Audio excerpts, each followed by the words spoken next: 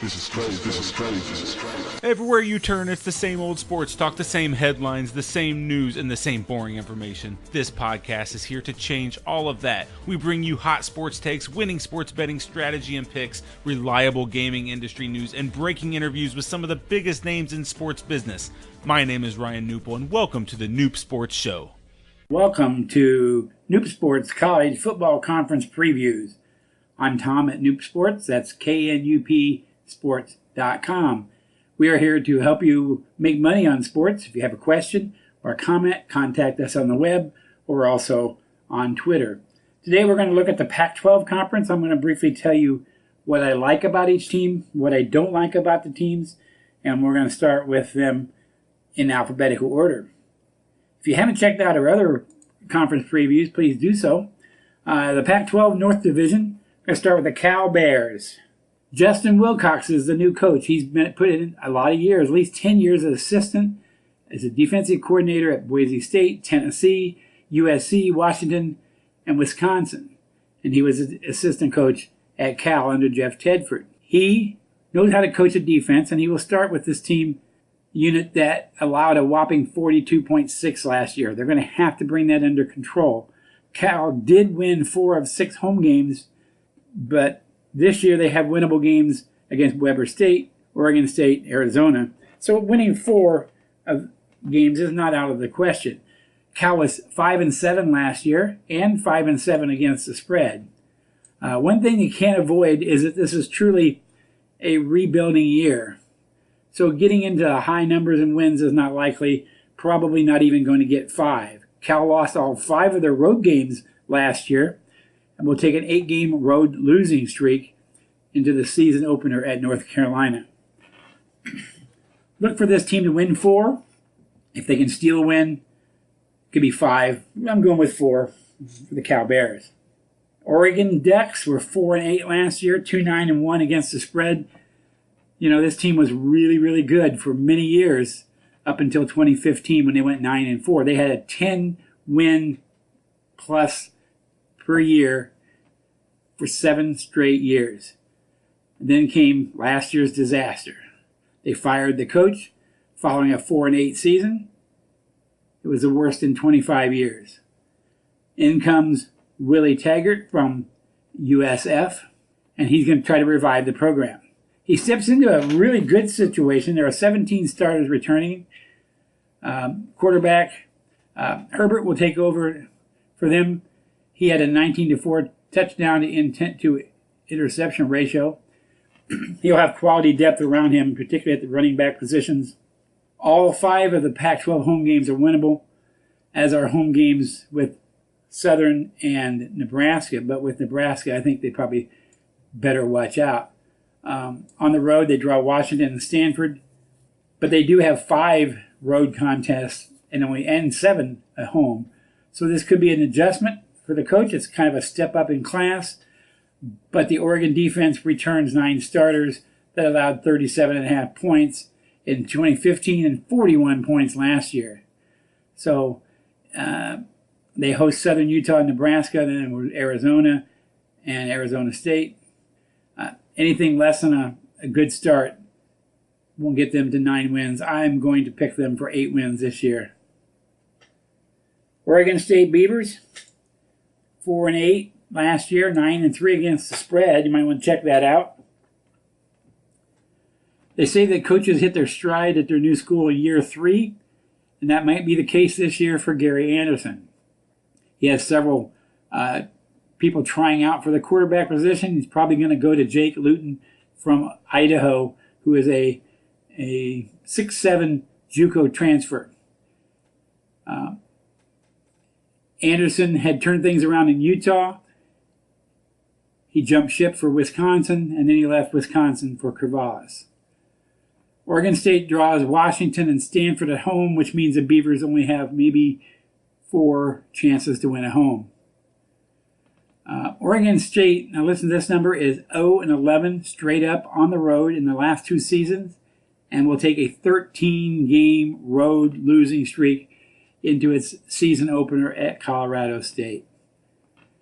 They were 4-8 last year, probably maybe 4 wins again this year. Stanford Cardinals, always a good team. 10-3 last year, 7-6 against the spread.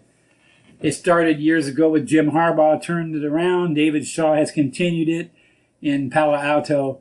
He has his team, Shaw does, winning 10 or more wins per season. He's been win 4 of 6 bowl games since he's been the coach.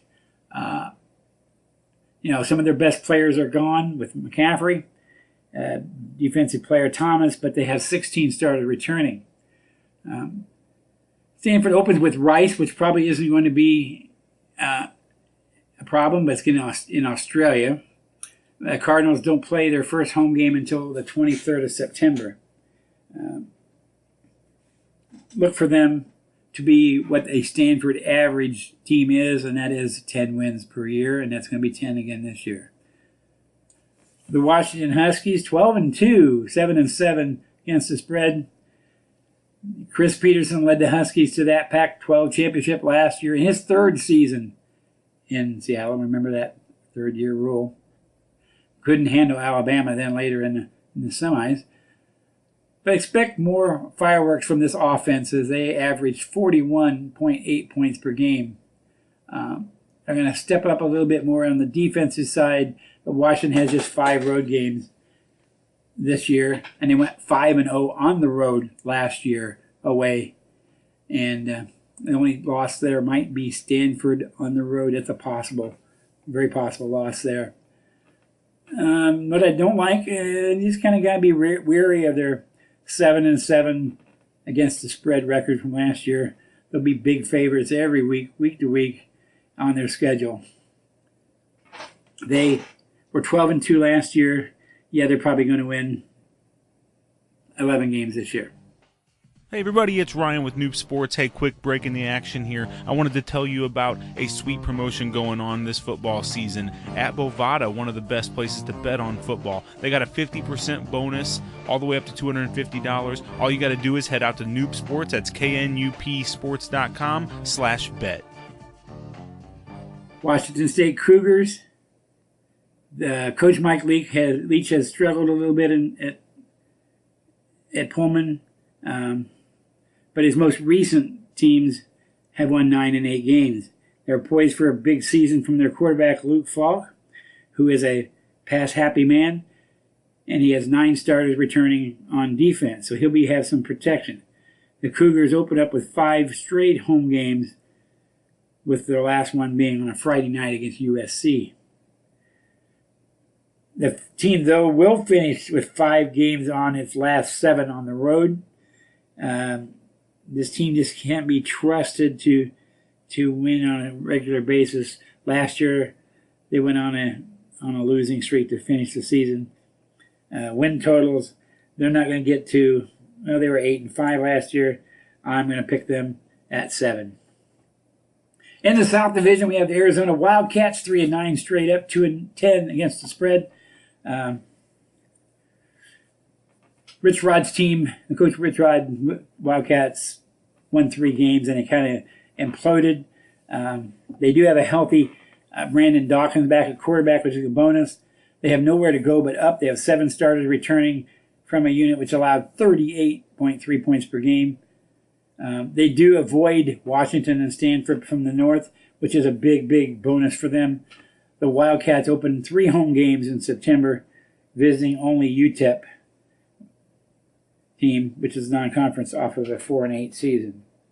What I don't like is, can they even get to 500? Well, they open the season having lost 7 straight road games. They've lost 8 of their last 9. A fast start is a must here. They have to do that. However, opening with Northern Arizona, they're going to be underdogs for the next 4 after that. 3-9 last year, maybe 4 wins this year. Could even creep to 5, but they're not going to get over that. Arizona State Sun-Devil, 5-7 straight up, 6-6 against the spread. Coach Todd Graham has led this team to 4 straight bowls from 2012 to 2015, winning 10 games in both. They opened the year last year 5-1, but lost their final 6 games. The two running backs and the quarterback are all back next year. They have 7 home games. They're 25-8 in Tempe under Coach Graham. What I don't like about this team is at Washington, USC are part of their home schedule, and both teams are going to be really tough to beat. 5-7 last year. I will give them the 6 wins this year. Colorado Buffaloes. The Buffs are 10-4 straight up, 10-4 against the spread. This is his 4th year for Coach McIntyre. He won the South Division with an 8-1, 10-4 overall record. Offense returns 9 players, but is going to be looking for another quarterback. The defense has improved.